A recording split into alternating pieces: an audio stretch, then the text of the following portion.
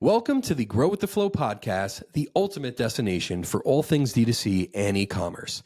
I'm Carpe and my co-host is Dave Silverman. And today's episode is brought to you by Chargeflow, the leading chargeback automation solution for e-commerce merchants. Now, imagine a world where chargebacks are no longer a headache, where you can focus on growing your business while Chargeflow handles the rest. With cutting-edge AI technology, industry-leading win rates, and unparalleled accuracy, Chargeflow is revolutionizing the way merchants manage disputes and recover lost revenue.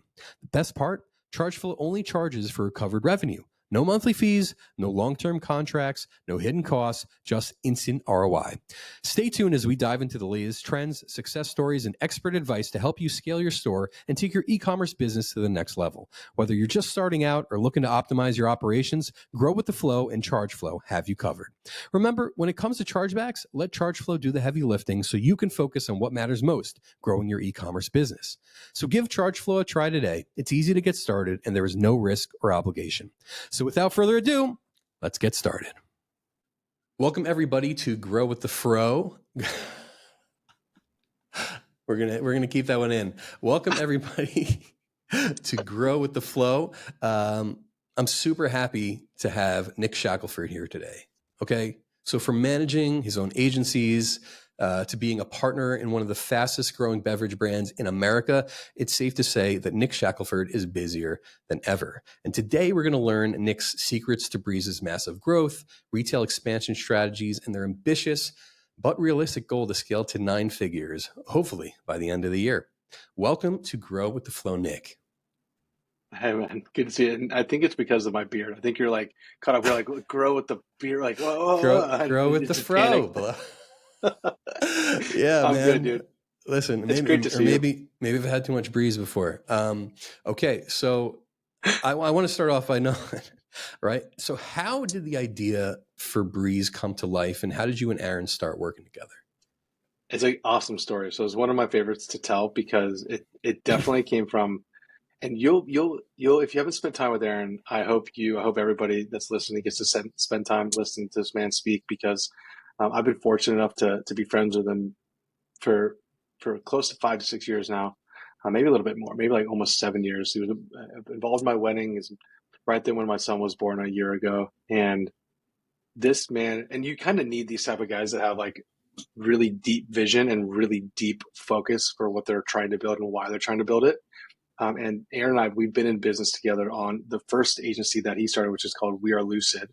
And I've always been in the CPG agency, paid media, email space. And I've been like actively either spending money on the acquisition side, growing the teams on the creative. So I like to say an agency is like a glorified massive marketing team that if you were to just like chop it up a bunch of times, that you have a bunch of different marketing teams like can plug in and support other places. So that's kind of what an agency is outside of a lot more SOPs and processes that maybe most brands don't have internally. It's a benefit to start on the agency front. So because of how large Structured was, because of how large Constant was, Aaron and I kind of came together because I had that kind of the relationships with the platforms that I also was kind of like already established in the space. So maybe you could provide some deal flow. And we started on that more of like an advisor, mentor role and relationship. I got to know him really, really well. And that team is pretty impressive. Then all of a sudden, and like, I won't go the nitty gritty because he tells that part the best, but he was flying back from an island. I don't know. It wasn't Puerto Rico. It might've been Costa Rica. I think it might've been Costa Rica. And he was like, I need to create a product that is going to be my Apple moment. And I need it to be big enough to where it impacts the lives very positively. And that's where Brez, however you want to say it, came to fruition. And so he's ideated this, he created this in his mind. And the thing about him and what he's been able to think through is because he has a unique understanding and perspective on the market from a hemp, from a CBD, from a functional beverage, from a growth marketing standpoint, and from a product development standpoint, he kind of has like all of the buckets kind of covered, which is very difficult because sometimes a founder has like, I'm really good at product, or I'm really good at manufacturing, or they have this like one area of uniqueness, whereas he kind of can cover enough to be dangerous, but really, really good on the vision and the installation of how we should be going. And so he had that idea and he goes, how would you like to be involved? Where do you think you're most useful?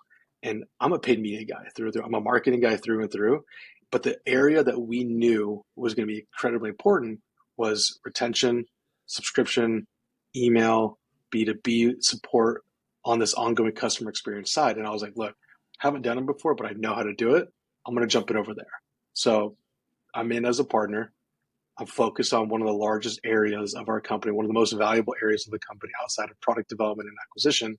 And I'm in this thing on a day-to-day basis, which is very new for me because I'm usually the guy that's like, get deals, manage team, have conversations and relationships with partners. And now I'm finally able to be like, whoa, like, what is our KPI for the specific quarter? Cool, let's go get it. And so full circle, man, we're coming up on our second birthday, April 20th. So 420 is when we launched 2023, appropriately, of course. And we're coming close to it. And yesterday was our third product, or also the first we started. I would say technically our third product drop outside of just launching with our original product. And it's been quite remarkable, man. I would say, and you kind of gave me the lead in. You said, hey, one of the fastest growing beverages in the States. Yeah, and it's crazy now because I love this market. You're checking the news as much as I am. The poppies, the Alani news, the alcohol side of things. Like there's a lot of M&A movement happening right now, and it's just super exciting. Dude, I mean, and the growth like blows my mind. Are you open to talking about revenue? I know, like I see Aaron does Yeah, it a bunch. Like we're we started at zero, and now where are you guys at? I'll literally check dashboard right now. So there's the way I'm pulling from realisticness. Yeah, because I, like the speed of the growth, the openness of the growth, it's just an unbelievable journey to watch. it's a different approach. Like I will take credit for this in because I've always been a very public person from the jump. Like I have built in public in a very intentional and meaningful way.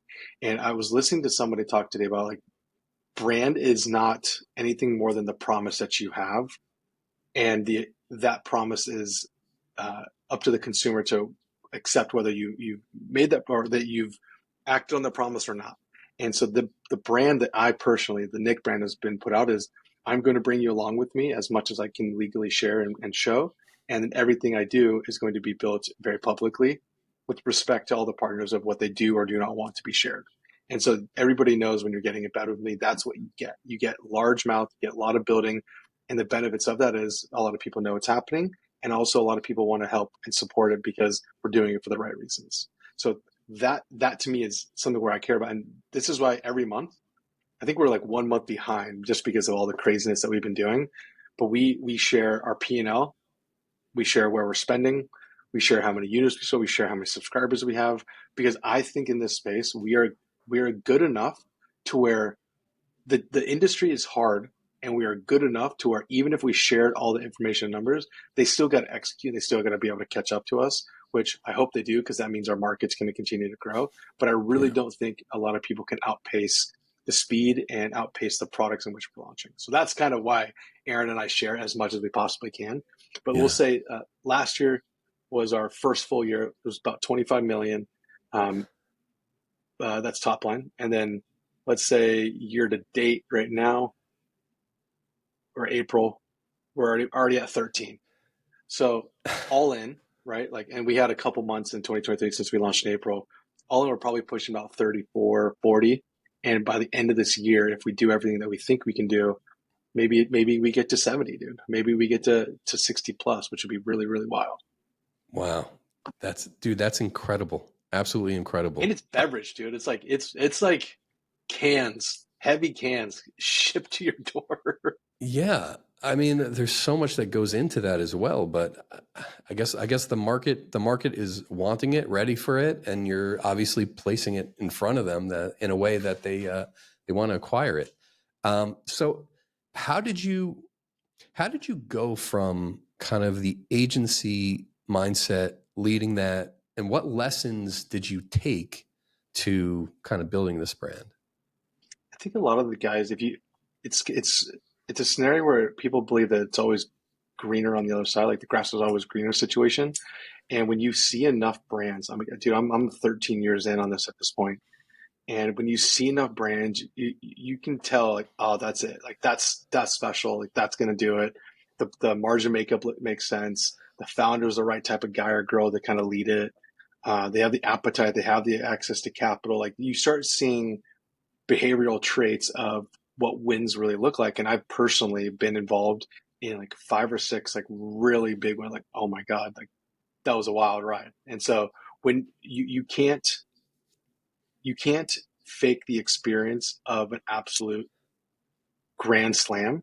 And when you start seeing the makeups of it, or you start seeing the opportunities of it, you go, okay, I gotta be a part of this somehow, some way, and contribute. And that's kind of what I saw. Like I'm structured and constant, and at the time Lucid, so all three of those agencies. I would have been more than happy of that being my identity and that being who I was, and us continue to build. And if we have an exit one day, awesome. If we don't, we have a great team and we get to work with really incredible brands. That would be more than enough to be stoked. But then you Yeah. find another product and you go, that's different. That's trying to do something that's real change, right? Like we are fundamentally trying to rewire the way that people consume and have a good time. That does not involve alcohol. That does not Hmm. involve it's now I'm not going to pretend like we're doing something different. Like we know what is in our beverage, right? We're not, it's THC.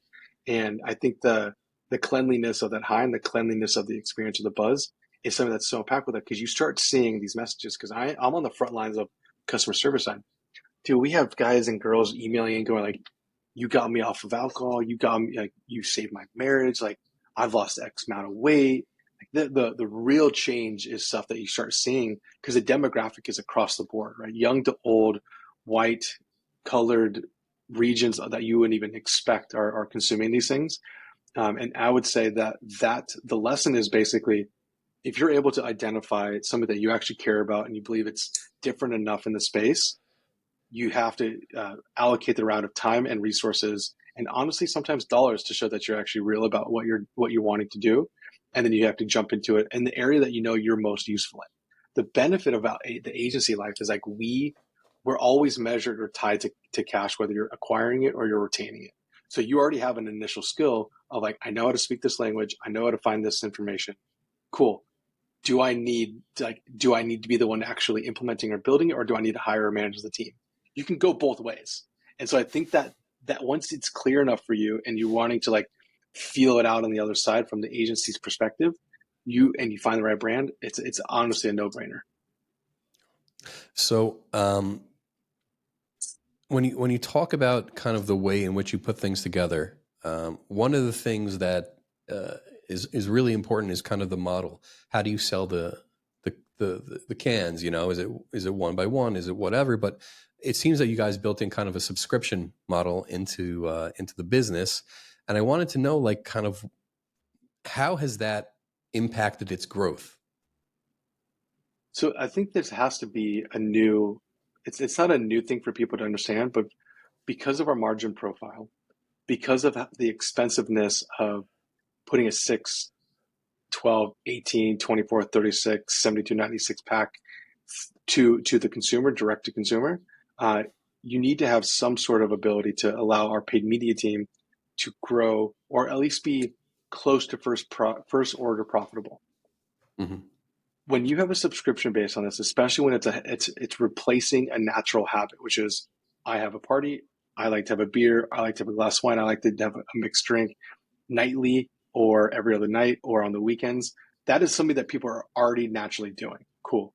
What is unnatural for people to do? See an ad for a beverage that I'm going to consume, put in my body, and then make an order for that and do it ongoing. That's different. But the behavior naturally of, I have my go-to drink that's going to make me feel some type of way, and I consume it on this specific cadence. That has been a very interesting learning process, because at first, where like the evolution of the subscription business used to be like, we will deliver it to you every 2 weeks or every 4 weeks. And in our head, we're like, a 6 pack, they should really honestly drink this in 2 days or 3 days. Or if they're sharing it, it might be one evening. And so we assumed that 2 week was the thing. We actually ended up moving away from the 2 week because that churn was so high, because the product and delivery was so frequent. And although that was the steepest savings, the fact that they were getting the product so fast and getting charged so frequently, they're like, whoa, like, well, this is too much. Like, I actually don't want this. I'm not drinking it as fast as I can, which is weird for us because it's 6 cans. And sometimes it's even like a 7.5 small can. And so that the makeup of the business was, we knew there was a natural habit of consumption that was consistent. We knew that we didn't want to be a discount brand. And so the only way we can offer that is incentivize you to stay subscribed, which means we can incentivize you with a discount, which helps us when we're trying to formulate offers on acquisition, and then give the paid media team as much runway that they can to continue to scale and grow. Because what's really important to Aaron is like, I don't want to have to raise money unless like I know what I'm doing with it. Or, you know, if we're able to produce the amount of money that we can with the subscription or the retail movements, why raise? Just let ourselves own as much as we possibly can until the timing makes total sense. Yeah, 1,000%. I mean, it sounds like the type of consumer is kind of self-selective in the sense of like you put out this product, you had a certain idea of that about the subscription model and the cadence in which it was going to be sending out, and then all of a sudden you realize like, maybe that didn't work. Are you seeing that it could be that this product how does it hold up against like a beer subscription? Like, would you say like beer subscriptions, yeah, it turns out that these people do want it every 2 weeks or whatever, but our specific product, actually, we thought it was going to be similar, but actually it's not. It's, it's more, a monthly basis or whatever it may be. It's such a good question. I still don't have access to data on this because there's no actual subscription for alcohol online consumption because of regulation and because nobody's been able to actually launch this from the large Anheuser-Busch's, the Heinekens, the Buds. Like, no one's been able to do this. So we don't have a baseline of our largest competitor that we're trying to go after, which is alcohol. And I'm not saying that we are competing with them. It's more of we should be in addition to, depending on the choose your experience, right? Like sometimes you're going to go get beers, like because of the access to it with everybody. And some people have a different reaction or feeling to a THC beverage for sure. But we don't even have baselines on this because this market is so new. You can look at guys like Athletic Brewing, or you can look at guys that like Heineken Zero Proof that are not giving the effect, but they're basically giving you the feeling or the taste of it. And even these guys are the access to them is any prevalent corner of any state. You can go to any grocery, you can go to any liquor store, and you can kind of pull it off the shelves. So I think the fact that they have so much access to this and the consumption of it is usually in larger quantities with other consumers. We try to do our best with replicating that with the .com experience. So it's not a perfect science because there's nobody that we can base off of, but we know that it is a spike on the weekend and a consistency around a gathering experiences. It's interesting, just like there's also a shift in the experience of purchasing that's I believe still happening.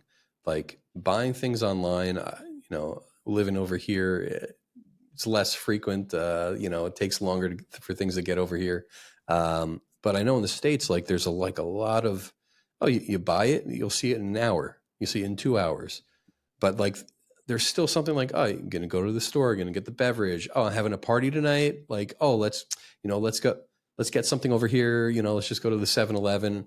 Whereas it seems like the online purchases is like, it takes more forethought, foresight of like, all right, the subscription works, but like you'd have to have I need this on a monthly basis as opposed to like, oh, let me just go to the store with some buddies of mine. There's also something to that experience of just like, hey, you guys want to go to the store? We're going to get some beers. We're going to get some, alcohol, get some cups. We'll just throw some burgers on. There's something to that experience as well. So maybe that leads to kind of understanding. You guys are trying to expand into the retail world, correct? So like, Yeah, what's that experience been like? Dude, the experience is like, hey, I'm going to head over. Do I need to grab anything? Like, that's a natural language. That's just like, hey, like I'm going to make a quick stop at the store. Like, what do you guys need? That's so natural. That phrase is the thing that we cannot recreate. And look, we have the last mile delivery partnerships. We have one with GoPuff. If you're in a specific like range, you can get our product in 30 minutes at your door. Literally. So for example, if you're in Miami or Atlanta or Chicago, you can literally you land on the site, it pops up and goes like, hey, get it in 30 minutes if you choose this at checkout. Bro, 30 minutes? Like, you don't even know. You can order and you can be finishing a conversation and it can be at your door. Like, it's absolutely a wild experience. And it's funny Yeah. because we get text messages from people going, I literally ordered this. It's literally 30 minutes. And that to me is mind blowing. So I think the more that happens in high dense metropolitan areas, the better a product like ours does. Because what we can't replicate is what you just said. I'm coming over. I'm going to grab something anybody wanted to throw in or anybody want to get the drink of choice. Let's go. And so that's why we hired an absolute veteran. His name is Brian Dewey, an absolute veteran in the space. He kind of understands it from the alcohol side. He has those established relationships, knows the THC, knows the beverage side of things as well. And so major markets, Austin, Nashville, Florida, New Jersey, New York, like we are trying to be there's actually a lot of bodegas that if you were to like walk down the street, you'd be like, hey, like I saw you guys in the bodega over there. So it is a must because that access is such a natural consumer routine that we're needing to pry ourselves into to get the actual like foot traffic. And what's powerful is the fact that we've been able to build online. We'll launch into a new grocer. For instance, like we have one coming out that's like a large chain that most people will know about. The one that we're currently in is called Total Wine. Total Wine is pretty big, especially on the East Coast. And we'll be like, hey, we're launching in these specific markets. I already have 300 plus thousand people on an email list. I know I'm going to have 5 to 10,000 people in your region for me to like tell them, hey, if you don't get us here, head in store, let us know how it goes. That is crazy. That power is why, the partners really want to come work with us. There's also like the idea of like just the foot traffic from the branding side, like, the billboard marketing, like you're just walking by like, oh, Brez, cool. And then you keep going, and then like next day, next week, oh, Brez, huh. You're like, I gotta get that. Oh, I can get it online, oh, hold on. Let me, like, yeah, I do. And you're going to get hit it with my ads. You're going to see it on the ads. You can see it in person and you're going to be like, I've heard about this. What is it? And then you get like, we did South by Southwest, which is a large in-person experiential event. We gave away like 100,000 cans, and we were having people going like, "Yo, like I'm getting free drink tickets, and I'm not even drinking. I'm just coming to get like the product from you guys." And we're like, "Good, dude. Like have a good experience, enjoy yourself, and if we can steer you away for a little bit or replace it for today, like that's awesome because." That is what we want. We want them enjoying themselves, having the experience, and consuming something different. Because people still don't realize like, I can buy this, or like I can get this. Like, how is this legal? Like, how can I even do this? And so that education, like we're fortunately or unfortunately paying for that the education that we're driving in the market. And I think everybody else is benefiting from this because of what we're doing spend wise. And I think that is still a huge opportunity because you talked about this briefly, but during COVID, the behavior of purchasing beverages or behavior of purchasing perishables online was a really non-normal thing. Then COVID kind of hit. People started questioning their consumption of alcohol because now they're at home, they're alone, they don't want to do things by themselves. Who wants to be the guy that's like just smashing beers or mixies by themselves? Kind of weird, right? It's not weird, but it's not the most fun experience. Let's put it this way. Yeah. But what we learned was like, okay, now I can DoorDash popped up, Uber Eats popped up. You have more on like grocery delivery, Instacart. Like, so you had this like experience of like, I can pay now, order perishable, order food, get it to me in hours, days, etc. And so that wave was so important for us because now people felt comfortable putting the credit card in, especially at the older demographic. And they're like, I'm willing to try this out. A lot of new things I'm doing. Here's this new product. Hopefully I don't get scammed. As long as you're not scamming or not being sketchy about what you're doing, you're going to get and acquire new customers because people are way more inclined now than they were before. I'd even ask you this, like in America, Apple Pay is like not a huge thing compared to what it is in Europe or Middle East or Asia. Apple Pay now what's is the like go-to? Cards, cash. Like we helped a really cool brand called Exter and Andar. There's like 2 wallet companies, and one team is built in America, another team is built in Amsterdam. And I was asking them, I was like, yeah, like our largest market is America. I was like, what do you mean? Like Europeans don't have wallets. We just have like all of our money's here. It's just all in Oh, this. oh And yeah, I go, dude. that's wild. Yeah, everything over here. It's my phone. I'm just tapping all day. Yes, Like it's dude. weird It's so. having cards. Yeah. I was at a grocery store yesterday, and I was like trying to. I was at Walmart yesterday, and I was trying to tap my. She's like, "Oh, we don't have tap to pay." We're like, "What?" So it's still coming here, whereas you guys are way advanced in that. Yeah, yeah. It's interesting. It's interesting. Some things more advanced, some things not. True. But yeah. So you were talking before about kind of your marketing tactics, and I know obviously online marketing and your ads is huge, but there's kind of some ad policies, especially with like meta platforms or TikTok. So how do you get around some of the, what is it called, vice adjacent products, to alcohol or whatever? Like, is it tough to do that? Do you see ads shut down because you're like, oh, you showed too much, or you said like this and you could have said it like Yeah. that? How do you go about that? And so this is, I give wild credit to Aaron on this because he's one of the earliest pioneers on this stuff. This is how Lucid exists, and this is how we've been able to do what we do, and this is also why we have a non-alcoholic, non-infused product, because I think that development of the product line, which I'm sure we'll talk about right after this, is like that part is extremely important because TikTok, no exceptions. Amazon, no exceptions. Walmart, no exceptions. So you can't even play. There's no games that you can play to be a part of those ecosystems or even get any sales there. Meta, Google, Snapchat, Twitter, AppLovin, all of them have terms of service and what can or cannot be done. Meta actually has very clear terms of what hemp derived marketing could be done. And so you don't have a choice. And now, granted, the days of Meta right now, when we first launched this, are very, very different because policy teams and those that are in charge of approving or if you get an auto, let's for instance, if you get an auto flag and all of a sudden in the ad account you're like, oh, I need to appeal this, like that's wrong, like this is completely compliant, I need someone to look at this. There's nobody on the other side that's going to look at it. Now it's like all AI based, or the team is like super small. You're only going to get it if you're spending hundreds of millions. You're not going to get that approach. So now I think it's actually worse than it's ever been because it's almost like insta bans. Like they're like, oh, they're doing their algorithmic pull from the back end, like ban, done. And that's that part that sucks. That's really unfortunate.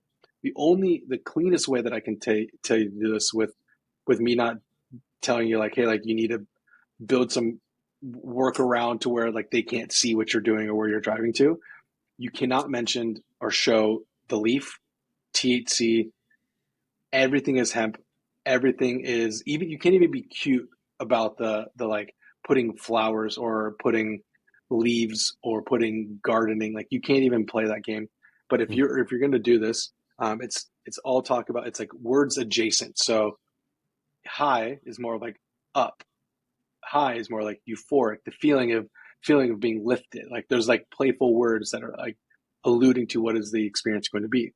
From that ad specifically, then you have to go to what we would call just like a squeeze page or a kind of like an advertorial or page that's more descriptive or educational. And on Mm-hmm. that page, you cannot have any conversation around THC, CBD, any sort of effect. That primarily is going to be like, this is hemp. This is legal based upon 0.03% hemp derived THC. Cannot say THC by weight. So that's federally legal. That's okay to have. And then you're able to kind of like click in, that drives to the landing page. And then even from the landing page, then I really want to steer clear of putting any sort of like leaf or THC in it. And just like communicating that to you, like that process is so long just to hope you stay alive. Do you feel that because because it hurts? what else? Then also on top of this, then you have different Facebook pages that can't show it or talk about it that you link to. Then you have different personal profiles that are tied to these Facebook pages that are tied to the ads that can go down. We literally right now have a budget of like a couple $1,000 because we know every month we are going to lose some portion of profiles or ad accounts. Like clockwork. It just happens. No problem with it. Now you go to AppLovin, you go to Newsbreak, you go to Twitter, you go to all these other places where like they want your ad money, they want all these things. They're way more willing to play ball with you. Now, I'm not saying you got to be aggressive or egregious with what you're claiming you're doing, but there's a lot more platforms that are wanting to take our money and to advertise. So you have to create landing pages based off of the ads that are based off of the certain terms of service from that specific whatever medium that you're using. That's a lot of work that you got to put in, for each thing. Even deeper. Watch this. That's layer one. Layer two. Each state has the ability to mandate what can or can't be sold from a dosage standpoint, and some are just like flat out, you can't do it. So what we have to create and formulate is based upon your IP, where you're coming from, we are only going to show you the assortment of things that you can purchase. So it goes from the IP, it goes from like, I see ad that I can even buy in the region to the landing page. The landing page does its job, or like squeeze page does its job. Then when I get off the squeeze page and I land on the actual website, I say, yes, I'm 21 plus. Upon that trigger, or even before that trigger, but you still got to hit the yes, you get into this, I can't even buy half the products, or you're not even going to know that we sell them. Will you filter it out based off of state? You can't even show it. Can't even show. Well, you can show it, but why would you show it if they can't buy it? It's just frustration. And here's a final step. Then, to prevent fraud or to prevent the chargebacks, which as we've worked with you guys for a long time on this stuff, you guys are seeing on our back end. The only way that we can get this even cleaner is we also now require age ID upload. People have to actually take a photo on their .com and show that they are who they are. Bro. And so thinking about all of those steps that you have to make to verify the customer, market to the customer, and then get them to purchase a product that they don't even know is like going to have an effect for them, it's crazy. All right, I'm going to tell you two thoughts that I just had. My first thought was, wow, I wonder what these guys could have been bringing in if they didn't have so much red tape that they had to go through. My second thought was, wow, they have to be so specific and think so deeply about every single region, customer, platform that it's actually squeezing out the best possible result from them. This is why I go back to like, if I didn't have Aaron thinking or spending the time that he does to do this shit, it wouldn't get done. We wouldn't be able to do it at this granular level. And this is also why I believe that we are winning and going to continue to win, because the depth. And this is why we share everything, because to do it on the level that we're doing it at, it is so hard, dude. It is so hard. Like, okay, we have Aaron, and then we have Dan. This is like the craziest structure of like ownership of areas that are super important that I believe is unique to us. Aaron's vision, division, and the speed at which we're going. Then we have our COO, Dan, who comes from the space. He knows beverage. He knows it. Is a New York guy, like full steam ahead, never slowing down. He takes those ideas and organizes the team to effectively execute across each department to hit the KPIs that we're trying to hit. Ruthless. Then it goes into like the core owners of the department. My lead of acquisition, his name is Brandon Fink. Me and this dude have been in the trenches for years. This guy and I have spent hundreds of millions of dollars personally with each other. Like, this dude knows dollars. Then we go to the retention side. That's me. And then the guy that owns brand, which is Corbin, who has been basically an understudy of Aaron for 2-3 years, almost 4 years, probably even, about 3 to 4 years. So we have all these people that like know each other very, very well, have won with each other before, and trust, like blind trust. It's crazy, dude. It's like you talked about agency to brand. It was more agency. I like this team. And then it was also, this is a good team. And this is the thing that we're choosing and willing to put time and effort into. I had a side note you on that. I'm sorry. Yeah, no, it's just seeing how you're just taking it, applying it to this, doing it such a granular level. Yeah, and that is, I mean, I'm cut from. I say this all the time, but like I'm cut from like kind of like the Gary Vaynerchuk world of marketing.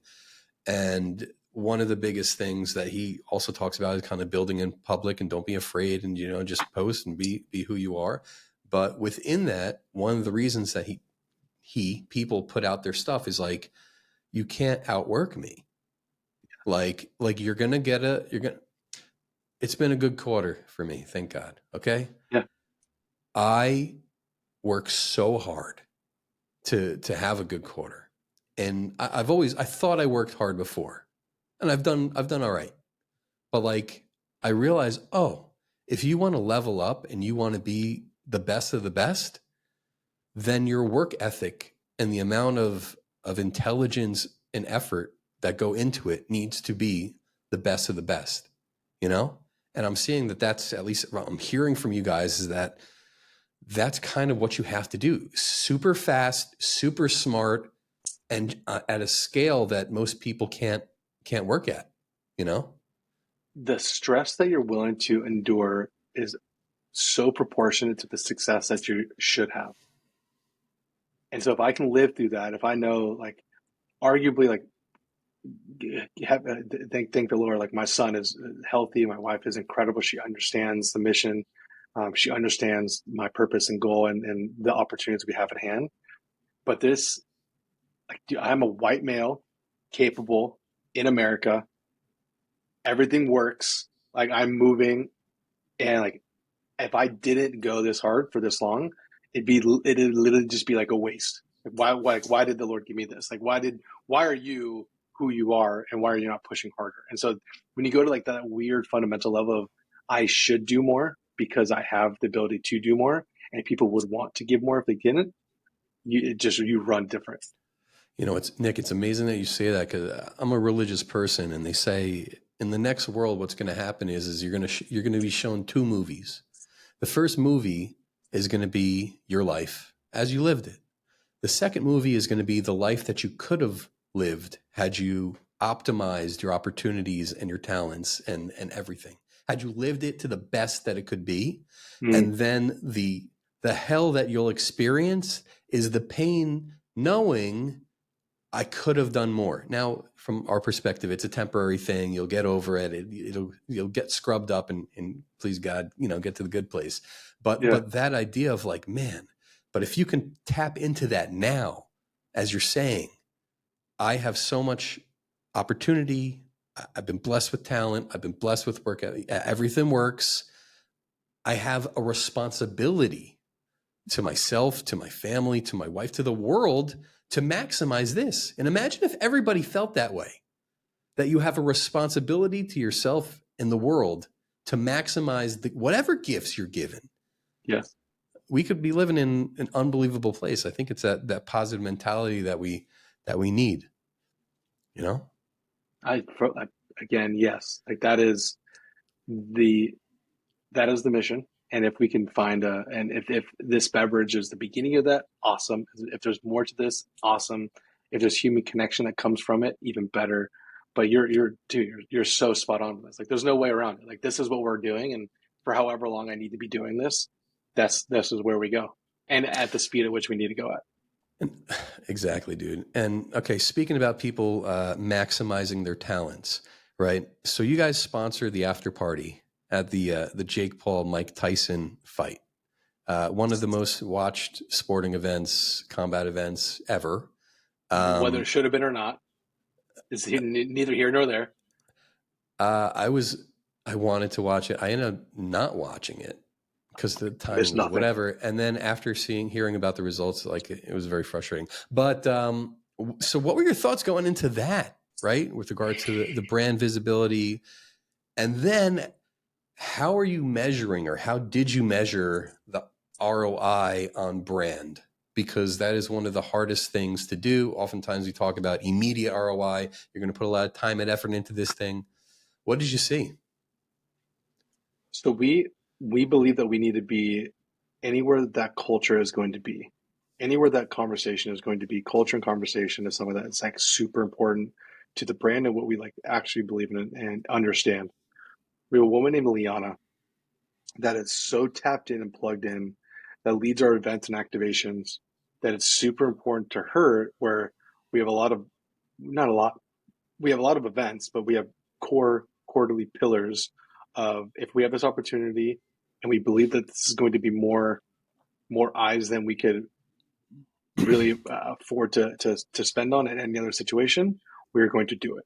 And so with the Jake Paul and the Jake Paul specific thing, we knew that this, first off, this dude is a wild promoter. So whatever this guy is going to do, bro, he filled the Dallas, what was it, the The Dallas stadium Cowboys was Silver. What was it? stadium. Not the Yeah, Silver like Dome. Yeah, it he was like to the 100,000 people or something like that. dude, we were maybe 15 rows back, like Aaron, me, Dan, a couple like guys on the team, guys and girls on the team. Dude, that was to the roof. And then they did pay-per-view. Like, it was shocking. It was shocking at what this man could do. So we had a feeling that he'd be able to do something. He was pushing this for a very, very, very long time. He did do what he said he was going to do. And then we were like, how else can we just like activate and be around where potential cameras are going to be? The next best thing, like outside of paying for what Celsius and these guys did, which was probably millions of dollars to just get placements on the actual ring or on the suit or somewhere on it, right? Like, you're not going to pay for that. Like, we're not going to. That's not a move that we should have done. We were like, okay, what if we get some virality on it? And so we had a lot of these big pop-up cans, as well as like we were sampling and giving out product. He drank it at his after party. Our cans roll over there, and then since they were shooting so much content in the back of all these photos, millions and millions of views, you see our can everywhere. Now, what does that produce? Couldn't tell you. I don't think we could see a measurable lift. Like, the only real way that you can do it is what we're trying to do right now in Austin because of South by Southwest. We did such a deep activation for over a week plus, and we already had retail spots that we were able to sell in. So the real way that you could do this is, say we were to like QR coded the location or area, or we gave everyone like a handout that was like, if you loved our drink, use this code to buy Mm. online and we'll give you something unique. Like, if we really wanted to take it like that much further, but that kind of removes you from being like, yo, try us out, like have a good time. That takes you away from the experience of the vibe that we were trying to create. And that turns it into be like, I want you to take this and scan it if you want more, if you enjoy it. So I don't know. That we could have gone deeper, but it didn't make sense at the time to go deeper on that experience. But what we did see benefiting us was because we activated so hard in person. We launched our secondary, tertiary products. We launched a Spirit, and the retail slots are like, cool, we would love to have you. You guys are selling off the shelves because in Austin specifically. So we knew that activation and all the cans that we gave away for the people that lived there, the people that came in there, was great. And now we're able to drive retail foot traffic, and they were rewarding us from re-upping or adding our other products. All that's a W. I think that's the really biggest way. Now, I know there's a couple apps out there that can say, we can triangulate for where you're selling and that they scan these codes, or if we like put a barrier around them, we can measure the lift. I'm like, I'm sure you could, but I don't know if we need to go that deep on it. Yeah, yeah. I mean, I'm a big fan of branding.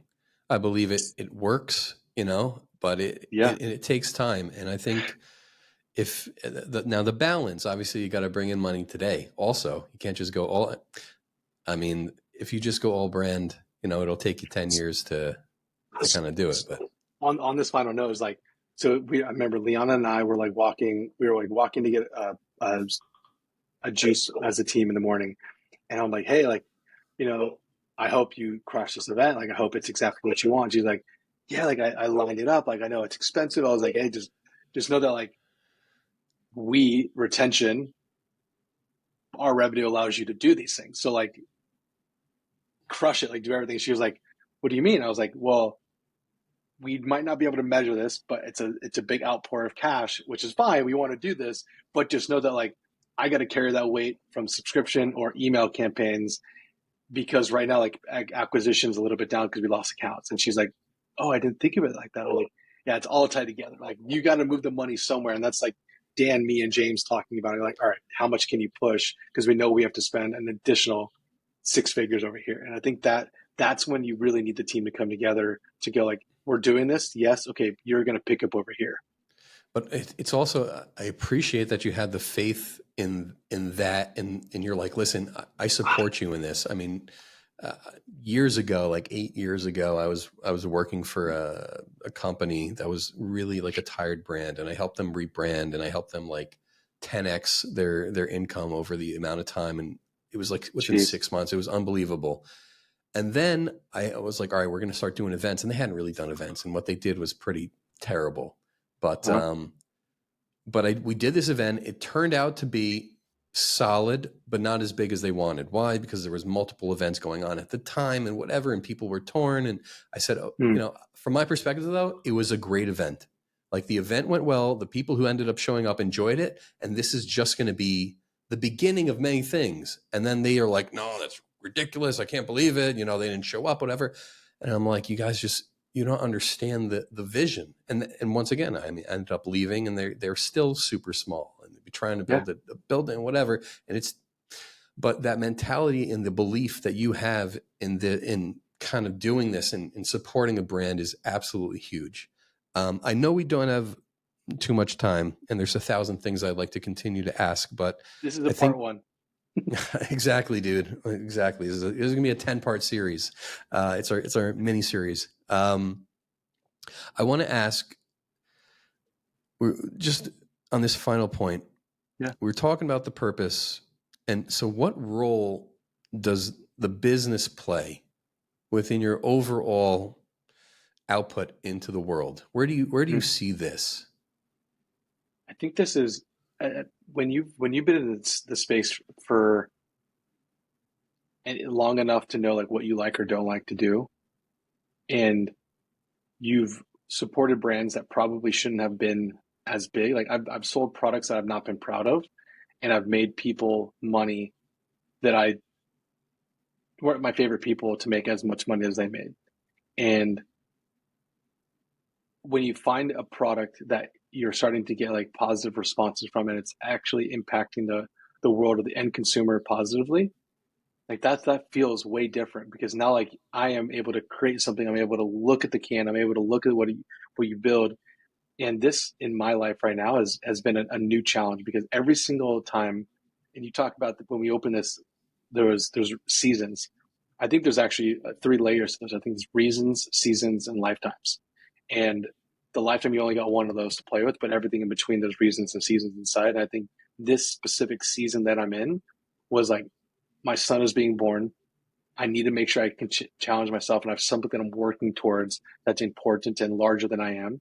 And although the agencies are healthy, growing, steady, incredible teams behind it, my contribution was limited to a supportive role, and I wasn't creating or making something. And if you're, I measure myself by like the output and the work that I'm able to contribute to, and the only mission I've had was be respected in a space that I care enough about. And I'm trying to earn my respect in a space that I'm starting to care a lot about. And I think that is proving to myself that you still can continue to build, and you don't have to just be an ads guy. You can be an all around guy. And it's been nice to be inside the beast rather than just, supporting over here. Hey, we'll do your ads, or we'll just do the email. Now it's like, oh, I'm a part of the whole thing. And that to me has been a very warm and real challenge for me. Amazing. Amazing. Well, thank you, Nick. Where can our audience find you? Yeah, I'm active on Twitter. I apologize if you're following me there, but I am Shackelford on Twitter, or on Instagram. I am Nick Shackelford. But I share a lot of content. I talk about this daily, and I would love to have you guys follow along. Awesome. Awesome. So thank you to our audience for listening. We look forward to bringing you great stories and practical advice about how to grow your brand. Please follow, like, and subscribe to the Grow with the Flow podcast on YouTube, Spotify, or Apple Podcasts. And feel free to reach out to Chargeflow at chargeflow.io for all your chargeback needs. Until next time, keep flowing. Take care, guys.